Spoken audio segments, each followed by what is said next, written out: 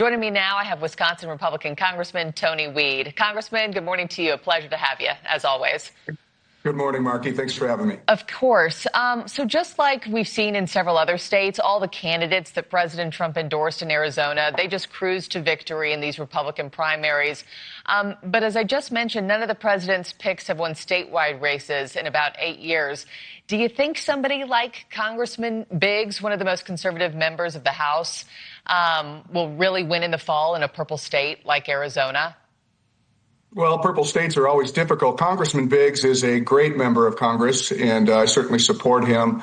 I think the American people are, very interested in, at least in 2024, when the mandate from the American people was that, our border was completely wide open, and the inflation was at 40-year highs. And you look at, we now have a secure border. We have, as Republicans, we've prevented the largest tax increase on the American people in history. Every Democrat voted for tax increases. So I think we've done good work. There's a lot more work to do in the House of Representatives here in this country. But, I am hopeful for Congressman Biggs and others in those purple states. Let's talk Wisconsin. I mean, y'all head to the polls in just about 3 weeks. President Trump endorsed your House colleague, Tom Tiffany, in the governor's race there. How do you expect him to do in next month's primary? I think Tom Tiffany is doing a great job defining himself as a reasonable conservative, somebody that is works very hard. He comes from a dairy farm he grew up on, a small business owner, and was a great conservative member in the House of Representatives. I think on the Democrat side, you're seeing the Democrat Socialists of America that are pulling ahead on the Democrat side. Likely, Francesca Hong is the winner of that, and I think Tom Tiffany matches up very good.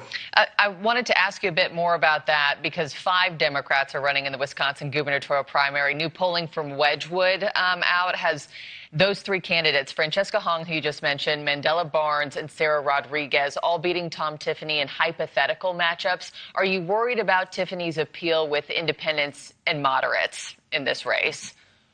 Well, I think the Democrat Party is continuously going, and it's going where New York has gone, towards communism, towards socialism. And I think that's where that race is going on the Democrat side. And again, I think the voters are going to have to make a decision between, communism and capitalism. Tom Tiffany stands for freedom and for liberty and for capitalism, whereas the winner on the Democrat side is going to be leaning into the communists and socialists. So it's a very important race. I completely support Tom Tiffany, and I hope people get out there and support him. What about you? You're running unopposed in the Republican primary. You're outraising all of your potential Democratic opponents. How big of a leg up will that give you headed into November? Do war chests truly make a difference? Well, I'm an outsider. I came from the private sector, new to politics, had my first term. It's an honor to represent the great people in Wisconsin's 8th district. So I'm going to continue to work hard every day when I'm in D.C., and every day I'm going to work hard when I'm in northeastern Wisconsin. It's the greatest place in the world to live, and it's an honor to represent the great people. Talk to me about the SAVE Act this morning, where it stands right now. I know that New Jersey Governor Mikey Sherrill revealing on Tuesday that more than 6,600 non-citizens registered to vote there in 2023 and 2024. You say that underscores the need for the Save America Act. But just to play devil's advocate here, does the governor's announcement just prove that the current system works in finding those people, weeding them out before the election even happens in November? Well, it's a little too late. And I think what the governor is saying is that there is a problem. I mean, there's over 6,000 people registered that are non-citizens, and hundreds voted in previous elections. I mean, there should be no other case right now that the Save America Act is exactly what we need in this country to prevent that from happening in the future. You should have to be a citizen, and you should have to show ID to prove that you're a citizen to vote. That's what the Save America Act does. I voted to pass it multiple times in the House of Representatives. The Senate has to get this done. It is extremely important that we restore integrity in our elections.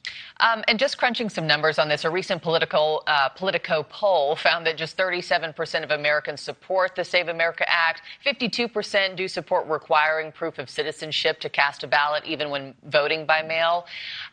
It has obviously been stalled for months at this point. Would a toned-down version be easier to pass, and is that something that you would be willing to consider? Well, right now it's up to the Senate. The House of Representatives has sent it to the Senate, and this is Republicans that are doing this. Again, we just need to restore integrity to elections. It's a major issue. People are concerned with it, but it really just says that you have to be a citizen and you have to show ID to vote. So we'll see what happens. I mean, the legislative process is messy and it's slow, but we do need the Senate to do something to restore integrity to elections. And again, just you have to be a citizen and show ID to vote. And lastly, before I let you go, I know that Darlene Graham Nordone has co-sponsored the Save America Act as well. I mean, what a remarkable turn of events after the unexpected passing of her brother. She now wants the full 6-year Senate term. What are you expecting from her? And would you like to see her get that permanent seat, sir? Well, that's really, something that's up to the voters. I think the voters need to decide what's best for them in their state, and that's the way it ought to be. But, certainly a nice thing to see a younger sister. That was a very big part of Senator Graham's life, obviously, as a younger sister. So, again, we'll let the voters decide on that one. Well, we will see big shoes to fill, to say the least. Congressman Tony Wied, thank you for your time as always, sir. Appreciate you. Have a great day. All right, thank you.